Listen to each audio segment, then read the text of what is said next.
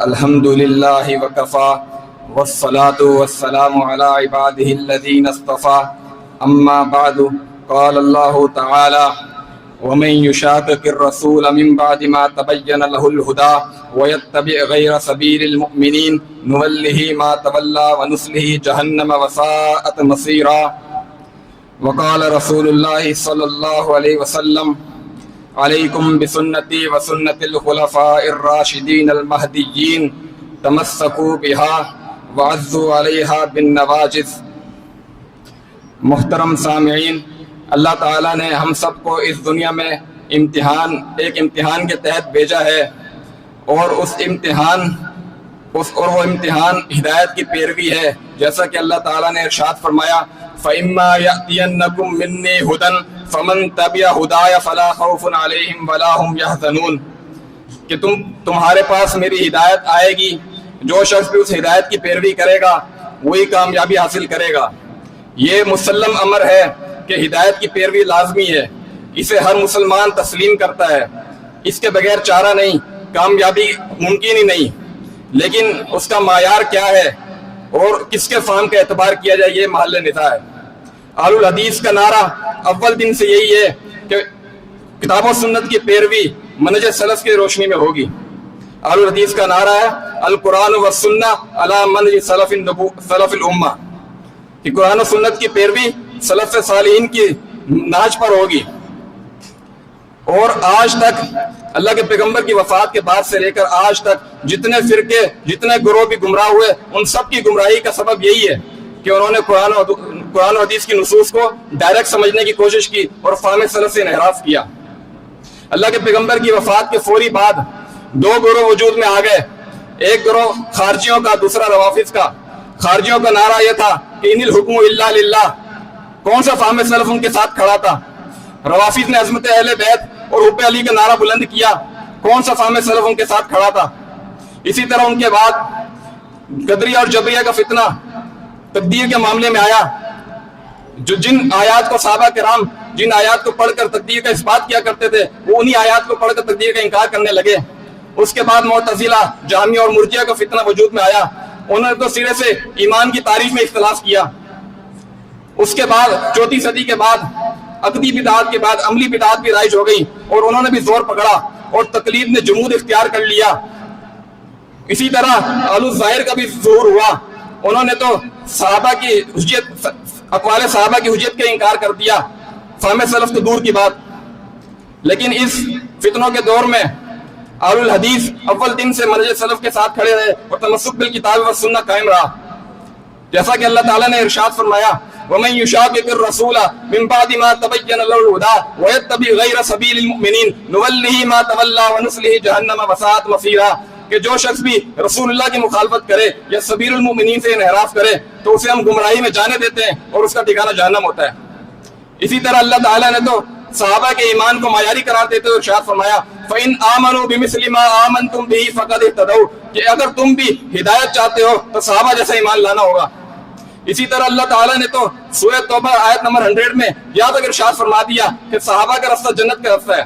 فرمایا والسابقون الاولون من المہاجرین والانصار والذین اتبعوهم بإحسان رضی اللہ عنہم ورضوا عنہ وأعد لهم جنات تجری تحتها الانہار خالدین فیہا ابدا وذلک هو الفوز العظیم۔ صحابہ کی اتباع کو جنت کا راستہ قرار دیا۔ اسی طرح اللہ کے پیغمبر نے ارشاد فرمایا تھا علیکم بسنتی وسنت الخلفاء الراشدین المہدیین کہ تم پر میری سنت اور خلفاء کی سنت لازم ہے۔ اسی طرح اللہ کے پیغمبر نے طائفہ منصورہ فرقہ ناجیہ کا تعریف کرتے ہوئے ارشاد فرمایا ما انا علیہ اليوم واصحابی کہ وہ گروہ اس پر ہوگا جس پر آج میں اور میرے صحابہ ہیں۔ اسی طرح اللہ کے پیغمبر نے تو اپنے قرن کو خیر القرون قرار دیا، فرمایا خیر الناس قرنی ثم الذین یلونہم ثم الذین یلونہم کہ میرا زمانہ بہترین زمانہ ہے اور صحابہ کا زمانہ بہترین ہے، تو گویا ان کی اتباعوں کے فہم کا اعتبار ہوگا۔ اسی طرح امام مقریزی رحمہ اللہ فرماتے ہیں کہ اصل کل بدعۃ فی الدین البعد عن کلام السلف والانحراف عن اعتقاد الصدر الاول کہ تمام بدعات کی بنیادی وجہ وہ یہ ہے کہ کلام سلف سے دوری برتی جاتی ہے اور انحراف کیا جاتا ہے صدر اول کے منہج سے۔ اسی طرح خطیب بغدادی رحمہ اللہ اپنی کتاب الفقیہ والمتفقہ میں امام عبداللہ بن داؤد المتوفا 113 ہجری کا قول ارشاد صحیح سند سے لے کر آئے ہیں. وہ فرماتے ہیں کہ واللہ لو بلغنا ان القوم لم یزیدوا فی الوضوء علی غسل اظفارہم ما زدنا علیہ، کہ اللہ کی قسم اگر ہمیں معلوم ہو جائے کہ آیت الوضو سے سلف نے صرف ناخن دھونا مراد لیا ہے تو ہم صرف ناخن دھونے پر اکتفا کریں گے. وقال ابن خزیمہ یرید ان الدین الاتباع. امام ابن خزیمہ فرماتے ہیں کہ ان امام کا مقصد یہ ہے کہ اصل دین تو سلف کی اتباعی ہے. اسی طرح مورخ کبیر امام ابن خلدون اپنی تاریخ کبیر میں اس کے مقدمے میں اہل الحدیث کا ایک نام اثری ذکر کرتے ہیں جس کا معنی ہے آثار کی پیروی کرنے والا. اگر یہ آثار حجت نہ ہوتے سلف صالحین کے تو ائمہ کبھی بھی اس کا اتنا اہتمام نہ کرتے.